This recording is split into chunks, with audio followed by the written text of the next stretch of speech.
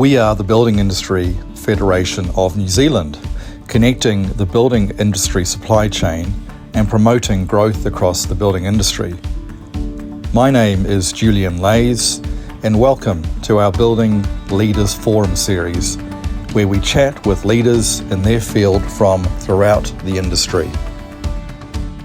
Today we're talking to Claire Falck, the CEO of the Building Research Association of New Zealand, or BRANZ. BRANZ is an independent organisation that is science-driven and conducts research that helps give practical advice on building products and materials for the built environment in New Zealand. Welcome, Claire Falck, CEO of the Building Research Association of New Zealand, BRANZ. It's wonderful to have you here on the Building Leaders Forum series. Thank you, Julian. It's great to join you today. Well, look, let's get into things.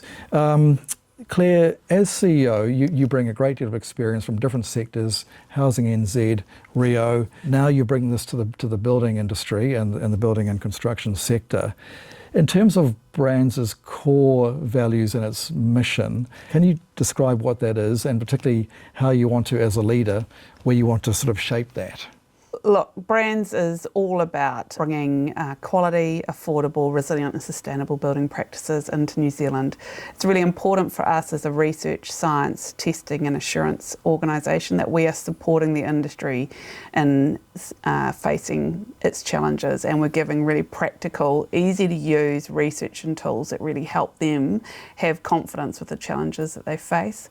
For me, I feel really privileged to be leading BRANZ at this time. You know, the sector's facing a number of challenges, and I think we have a lot to add. And I've been really focused on raising our voice and ensuring that the work that we do is actually getting into the hands of those that need it most. Claire, it's also worth talking about BRANZ and just highlighting the fact that you are an independent organisation, and that independence, I think, is incredibly valuable in terms of the sector. Can you just talk a little about the organisation's independence, but also who you do report to? Yeah, BRANZ was established in 1969. There's a beautiful piece of legislation called the Building Research Levy Act, and that determines an income to BRANZ that is about 0.1% of every dollar over $20,000 worth of consenting is set aside for research to really support building and construction in New Zealand. And so I was amazed at the decades of research that BRANZ has. It's really practical and usable, and actually makes a real difference. You can see it once you're there. You start to realise how much BRANZ has become part of the built environment in New Zealand. We support all government agencies with the work that they do, because building and construction and the built environment are part of everyone's life. And so I'm really proud of that. And our independent research gives that confidence to both government and industry that they can rely on the evidence to help them make the decisions that they need to make.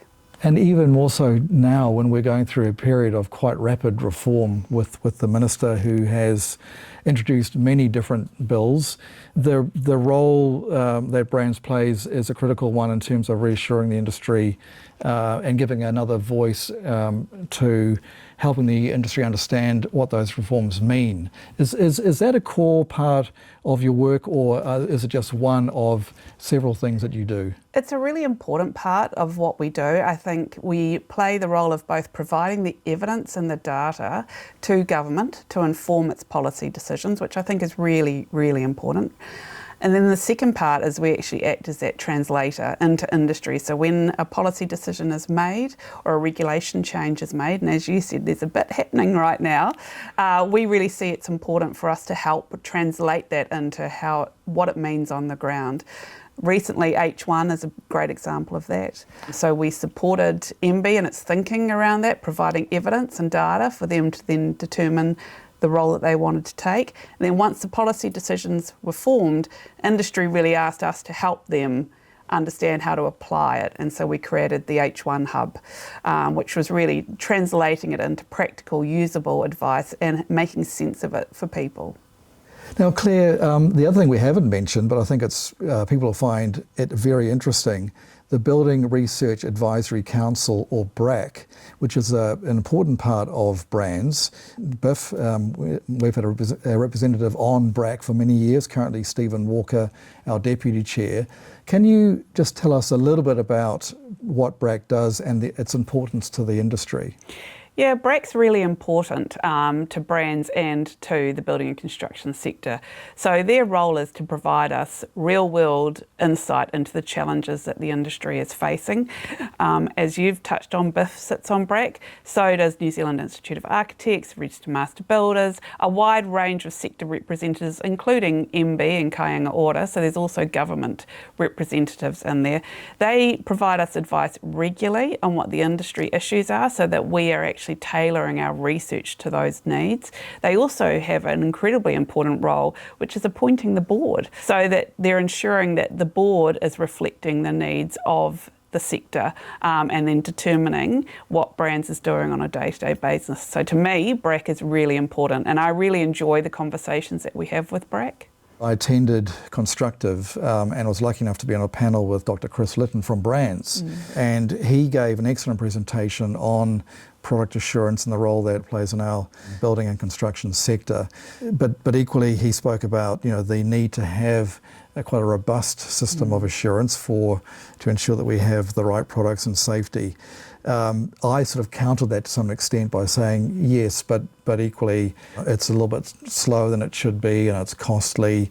There's got to be a balance in there somewhere. Do you agree that we need to sort of change the current system that we've got? I think this is a conversation that's really important for New Zealand, and I think it's important to understand that we do not need product appraisals for every product, and we don't have that now.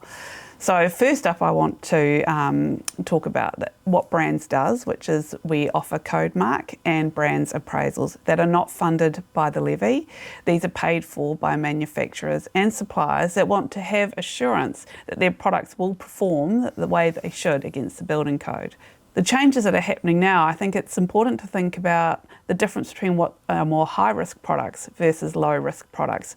And assurance or code mark should come into play when we're talking about high-risk products. For example, we happen to be, in New Zealand, just sitting under that little bit of a hole in the ozone layer. So UV's a really big problem in New Zealand, bigger than it is in most other jurisdictions. So we want to make sure that products that are being used in our buildings actually are able to withstand the UV nature that they have to exist in. That doesn't apply to every product that we use. We're also on a bit of a shaky island. So it's thinking about which of those high-risk products that need to give confidence to builders, designers and to New Zealanders that they will withstand the tests that they need to, versus those that are actually not susceptible to those sorts of risks. And there are a number of low-risk products as well. Claire, that's such a wonderful point, because Chris actually used the example of steel. And he said on the Chatham Islands, the BRANZ research has shown that steel will literally rust within days, yes. Whereas on the mainland of New Zealand it lasts, it'll go 20 years. Yes. So it's a good example of that. I just want to talk about certification. The government has announced the Overseas Certification Bill, which is going to see a whole bunch of additional product coming into the country that has recognised schemes from overseas. Yes.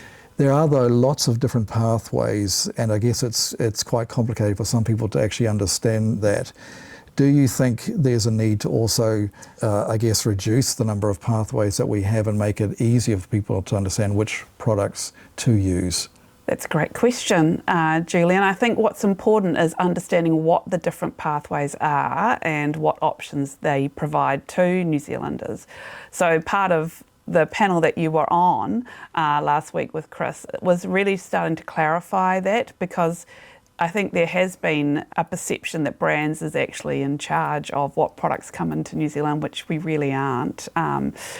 At the moment we appraise around 500 products, and there's a few more than that in New Zealand. So it's about understanding what are the different pathways for products to enter our market, and competition is a good thing, and where we can apply international standards within our own jurisdiction, we should, if they're appropriate and if they meet the needs of what New Zealand's conditions are. And we do that in our appraisals now. So it's understanding what the different pathways are and how they get applied. And I think part of our role at BRANZ is to help give people that information.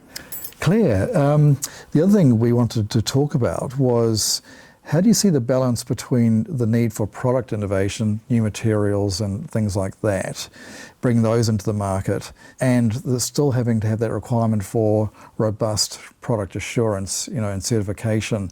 Where is the balance? I think that's where brands can really add value, because I think bringing new products in and new innovation is something that we should celebrate. New Zealand is known for its number 8 wire and its innovative mentality, so we shouldn't actually hold back from that, but it's how we do it and set it up for success. And that's where I think we partner with suppliers and manufacturers so they can go out to their customers, builders, consumers, and actually give them assurance that the products will comply to the New Zealand Building Code. And we are unique, and we do use some products differently from other jurisdictions. A great example is plasterboard. In New Zealand, we use it as a bracing product. It's not used like that anywhere else. So we actually have to ensure that what it says it can do on the tin is actually what happens in practice. And just to repeat too, some of those products that might come from other jurisdictions, they don't have the same climatic challenges that we do in New Zealand, do they? No, they don't. And you might have seen recently that we've been publishing some research that we've been doing with the Chatham Islands around the corrosive nature of the environment that they live in, because we see that as possibly a glimpse into the future. And so how do we help products understand that they need to withstand a more corrosive environment over the next 50, 100 years? And what does that mean? And so it is a bit more challenging here. We're at the bottom of the world. We're buffeted on all sides from the winds and the rain, and our climate around us and everywhere is changing. So what we ask of our products 10, 20 years ago is a little bit different to what we ask today. Including, I guess, in things like insulation. So we've had also changes to the insulation standards, H1. BRANZ has done a lot of work on that, but there's still some debate in terms of, is the new regime around insulation, is it a step too far? Are we potentially overheating homes? You've got some good research on that. Can you sort of talk a little bit about the work that you've done in that space? So you touched on Dr. Chris Litton, who works in our team, and I always think of him when we have these conversations about H1, because his words are always design it right, build it right, operate it right. Insulation doesn't lead to overheating. It's about how you choose to design the house, factor in shade, where it's sitting in terms of exposure to sun and how you use ventilation, and then you're building it with the products. And then when you're the homeowner, how are you operating it to let that air in, to cool the house down? So insulation, if anything, it actually protects the home from becoming too hot or too cold. And in fact, that's, I guess, one of the key focuses of BRANZ, which is to have healthy homes. I think you've got 4 different pillars. Yeah. How important is that then in terms of your work to ensure that research goes into the delivery of healthy, warm quality homes in New Zealand? Yeah, it's really important for us to help New Zealanders and the sector have the tools and the information at hand to make the best choices. And that applies to both new builds but also to retrofits. We have a lot of housing stock in New Zealand. Some of us, like me, have grown up in houses that are a little bit colder than houses that are built today. So how are we setting them up for success? And when we have a chance to make some changes to an older house, are we making the best choices to make the best improvements? So we're always thinking about how do we get that information out there. Recently, you might have seen BRANZ has stepped out onto the big wide world of social media, thinking about how we get short, really impactful information out there for people to be able to use and operate their homes better, and then having support from collaborators such as yourself when we're talking at conferences, helping us explain it and bring that information out to the industry in a way that's useful for them to be able to then apply day to day. Do you think we're doing enough as an industry, as a country, to educate our building and construction sector right the way through, from the builders to the manufacturers, the suppliers, through to the homeowners, about all these changes, including the things that are happening externally to us like climate change? Do you think we're doing enough of that education process? That's a big question. It's pretty tough right now in the sector. So ensuring that we're getting really easy and accessible information that they can use. A lot of the building and construction sector, much like many sectors in New Zealand, is on the back of small, medium enterprise. And so how are we helping them with everything that's coming across their keyboards or across their screens every day to actually understand which is the easiest and most accessible information that's setting them up for success. And we have a role to play there to help with that. The team at BRANZ is working harder at thinking about how do we get the information out there in a way that makes it easy for people to use and doesn't become just a tidal wave of which bit's the most important and how do I choose which one to apply today. So we really work hard to understand what the sector needs and apply it in a way that's useful in the moment. And as you touched on earlier, for us, the Building Research Advisory Council has a big part to play there in helping us understand what are the big issues today and how can we put that information out there to support that transition, because there is so much change in play in the sector right now. Great. Well, and in fact, that leads on to another point, which is you recently launched the new Fire Lab, which has been, as I understand, a project many years in the making, and is a facility that actually is the most complex type of its kind in, I think, the Southern Hemisphere, maybe even the world. Mm-hmm. Can you just talk a little bit about how the changes you see that's going to make toward fire safety in New Zealand, but particularly products that are used in New Zealand homes? I love that you're asking me about that. Can I say it lights me up? Our Fire Lab is really exciting, and I see it as a game changer, not just for New Zealand, but also globally. You know, it's interesting, I didn't realise until I joined BRANZ, the research that we do, for example, on bee risk, which is about how fire spreads in building, is the third most used tool globally. We're really recognised internationally for our work that we do in fire research and testing.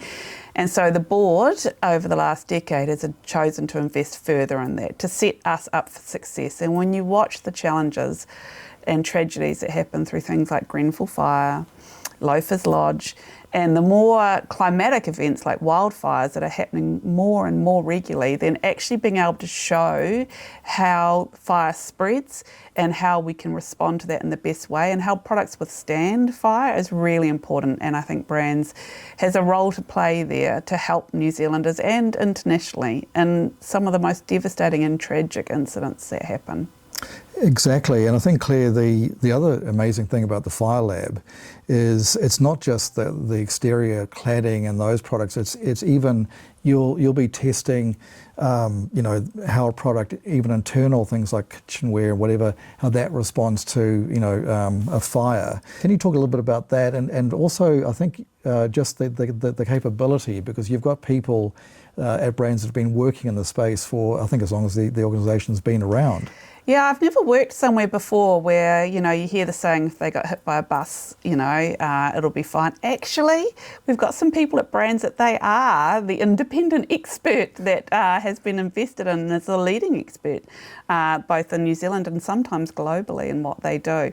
So no, they're not that easily replaceable. And in terms of fire testing, some of the things that they will be able to do now is even more impactful than it was before. So historically, they could do a part of a house, a part of a wall or a door. Now they'll be able to do whole systems, because it's not just how, for example, the window outline burns or the door burns, it's also how does that whole system interact and all the different products that are in play in that whole wall or whole part of the house. How does that play? And is one part burning faster than another, and is that leading to other consequences? So they'll be able to do that. We've also got an ability to measure open burn, so how does wildfire spread? Those are new facilities that actually New Zealand hasn't had at this scale before, and to be able to do it now in multi-storey, because we are looking to have higher density buildings, we can now do up to 3 stories high, which we couldn't do before, and that's a real game changer. Claire, Artisan is the remote inspection tool that was developed by BRANZ and now is being increasingly used by building consent authorities, councils. Can you tell us a little bit about Artisan itself, but also the things you've now learnt from that, given it's been in the field now, I think, for a couple of years? Yeah, we're really proud of Artisan. So that's a free-to-use tool that's available to all builders and councils to use. What it does is it documents the build. So it's actually there to speed up the consenting process. And we hear all the time about the challenges in consenting and improving performance of consenting. So Artisan is one of the tools that you can use to do that. It enables the builder on site to take photos of the build, and then they can snap and send it into their building consent official, who doesn't even need to leave their desk to be able to verify and do the consenting process at each stage of the build. But it's more than just a remote consent tool. It also provides a quality assurance process. So it actually provides a digital record of the build, which for builders is really becoming important. If we move to proportional liability settings in New Zealand, then the builders will want to have a record of the build that they can pass on to the consent official, but also to the consumer, that documents and provides photographic evidence of the build and the products that we use. So we're really excited about the value that that represents. That is so interesting, because one of the other things that we're doing, BIF, we're obviously working with our partner GS1. Can you tell us a little bit about the synergy, because they're working on, we're working with them on digital enabling 2D QR codes. Is that something that you also see Artisan playing a part in, so it can now read these codes? It's part of its expanded role within the industry. I think that's a great opportunity, and I think there's 2 opportunities for Artisan at the moment. One is looking at how could we scan the product codes so that actually it's not just a digital record of the build, but also the products that we use. So I think there's real potential there, and I think that's potential for the builder and for the client and the future owner, the second owner of the home, who wants to go back and understand how the property was built, what products were used in that build over time, because houses last for quite some time. The other part is we're looking at how we can apply AI into Artisan, so that those pre-consenting checks, so before you send your documentation in to be consented, it's actually checking to make sure you've dotted the I's and crossed the T's, as it were, and got all your documentation in the right order, which then helps, I believe, the builder use it in practice to improve their application process into consenting. We know that one of the big challenges in the consenting is their RFIs. So if we can reduce that, that speeds up the process, and that's a better experience and more efficient for both the builder and the consenting official. Absolutely, because there's been a big push, as you know, by the government to reduce the time of consenting in general. Do you know roughly how much time Artisan, once it's become even more widely adopted, will save the industry in terms of speeding up consenting? We did research with Auckland University over the last year, and 500,000 days is lost in consenting delays every year in the building construction industry. That's a lot of time, and a big part of that is through RFIs.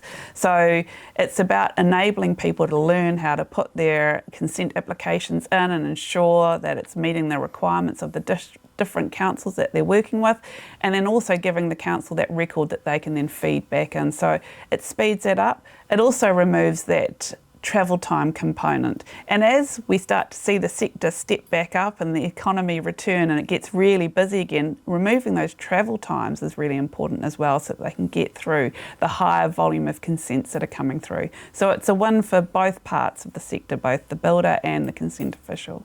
And Claire, finally, the question we ask all leaders on the Building Leaders Forum series is, what drew you to the building and construction sector? Was there something in particular kind of brought you in? it's such a passionate industry. They really care, and it really makes a difference to everyone's life. So how could you not want to be part of this industry? And it's so tangible, like you can see what it does and you can see the difference it makes, and the pride that people have in their homes or their workplaces because of the built environment is something that it's hard to not want to be part of it. Thank you so much, Claire. Thank you.